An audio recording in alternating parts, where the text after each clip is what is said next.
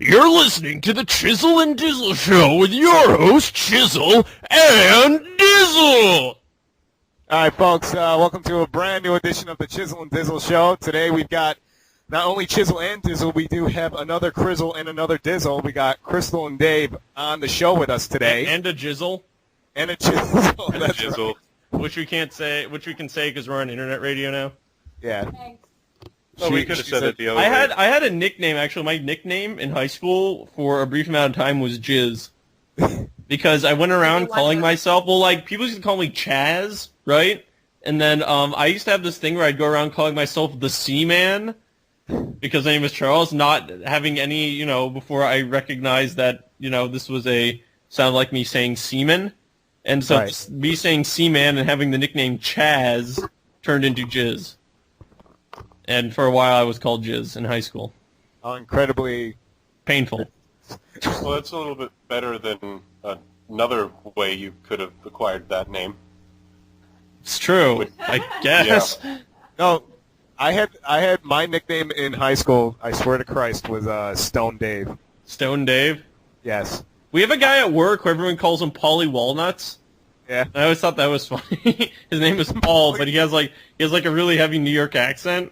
And I guess he's Italian, so one of the guys said he had to have a Sopranos name, so they call him Paulie Walnuts. That's pretty good. Yeah. That's pretty good. My nickname in high school was DB. Nothing big with that. That's creative. No, not at all. Just Creative. my initials. It's kind of like D-Bag. Well, no. See, that was. That's what that it is secretly good. meant, Dave, and you just never knew. No, the funny thing. The funny thing is, I had a friend that went home and apparently, for the first time, had referred me to DB to his mom, and Yeah. his mom was like, "That's really dirty. Why do you call him that? Does he mind?" And it's like, "What? That's his initials." And she was like, "Oh, we used to say DB was something else back in our day." DB. Yeah. D-bag. I like D-bag. That could quickly turn into T-bag. That's true, What too. to go with that? If only I went to your high school. What? Yeah, you'd If only I went. You'd be very Yeah. popular, babe. If only I went to your high school, I could have. I would have destroyed your self-esteem by the age of 15. Exactly. Well, no, my self-esteem was destroyed at the age of 15, and then it just slowly was getting used to being destroyed and finally acquiring a little bit of confidence after being completely destroyed. I kind of wish That was I had, high school forever. Yeah. I kind of wish I had a sound effects button so I could play sound effects when we're talking about stuff. Yeah, I know. Yeah, burr, burr, right burr. then when you're telling that story, I think it would have been nice to have a nice sympathetic violin playing. Oh, yeah. But I don't have anything. Maybe Wait, I'll add it in post. Wait, does Crystal have a nickname? Crystal. I do not recall a nickname for myself in high school. In elementary school, I had a few, but none that have interesting stories. I was called Catwoman in elementary school. Wow. Yeah. I don't know why. I think it was just because I did backflips and stuff because I was a gymnast at the time. And Wow. I And I remember kept signing licking autographs myself. as Catwoman. How incredibly. At least one of us was popular. Dave, Mike. Do you hear me? Yep. All right. By the way, for you guys just listening, if you ever hear me yell Dave Mike, it means because his mic is too quiet. And Okay. they'll probably hear. No, I was listening to the show from last week, Uh-huh. and I got embarrassed. I'm like, I really need to get a new mic because I would all of a sudden just disappear. Yeah. Then Charles would be like, Mike, I can't hear you at all. And then I just come in this loud. Yeah. So. A booming voice. All right. Well, folks, for people who are wondering who Dave and Crystal are, I just want to say that when I usually talk about comics, especially when it comes to Batman, I mention Dave or Crystal. These are the two people that I'm talking about. Dave really Yes. got me into. Because this is Batman. Oh, yeah, well, at one point I was And his- Batman. No, he still thinks he's Batman. I still think I'm Batman. We're seeking Yeah. psychological help at the moment. After The Dark Knight, I've conceded it to Christian Bale for the moment. for the For the moment. moment. Oh man, that's Until Christian Bale's contract is up. Yeah. yeah. Well, he's got one other movie, right? Well, apparently they say he has one other movie, but he's been commenting that he won't come back if Christopher Nolan doesn't come back. So, I mean, normally the contracts, they're able to negotiate buyouts and things like that so they can break them if they need to. But he'll probably end up either losing some money on it if he does, obviously. Well, they're still not sure whether Nolan is going to be coming back or not. He's recently gotten back from vacation. He took a really long hiatus after The Dark Knight came out, so there are some pretty hefty offers to him in order to continue the franchise, and we're just waiting for him to reply and crossing our fingers.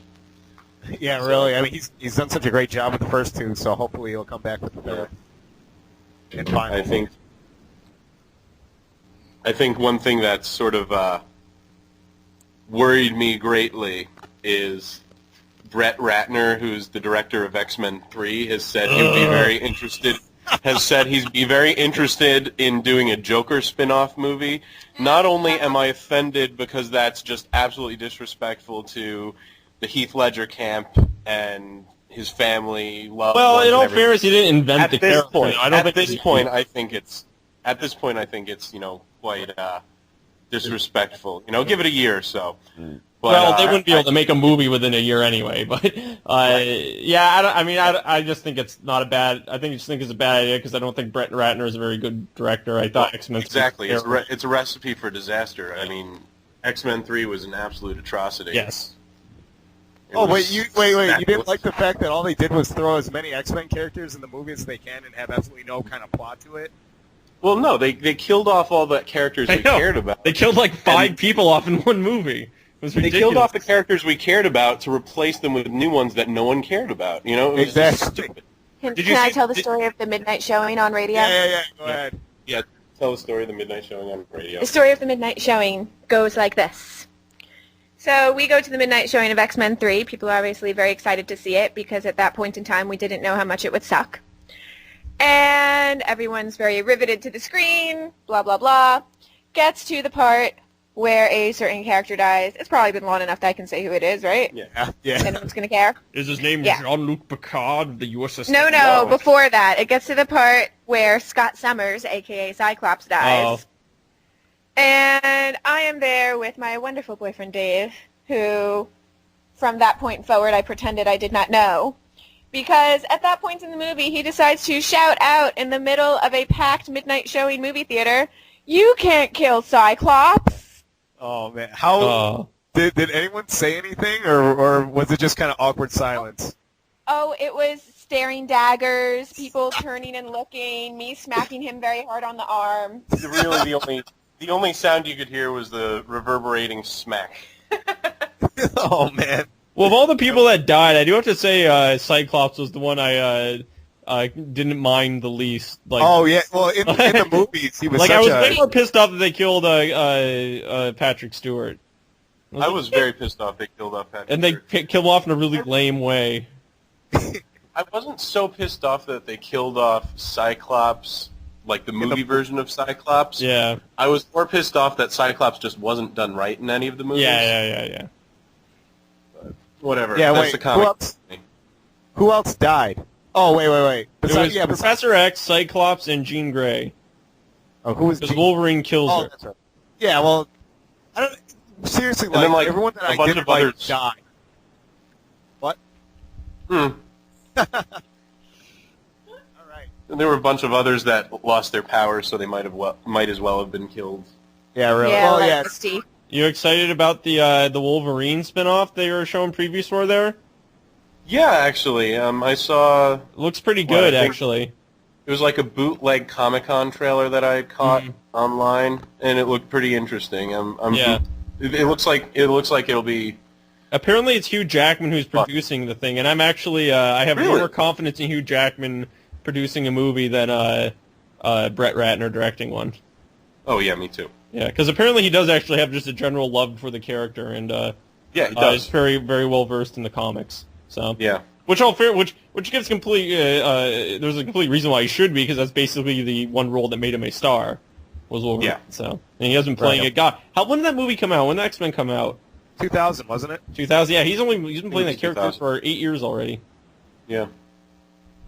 Wow, that's pretty crazy. Well, yeah, I mean, like you said, he did some Broadway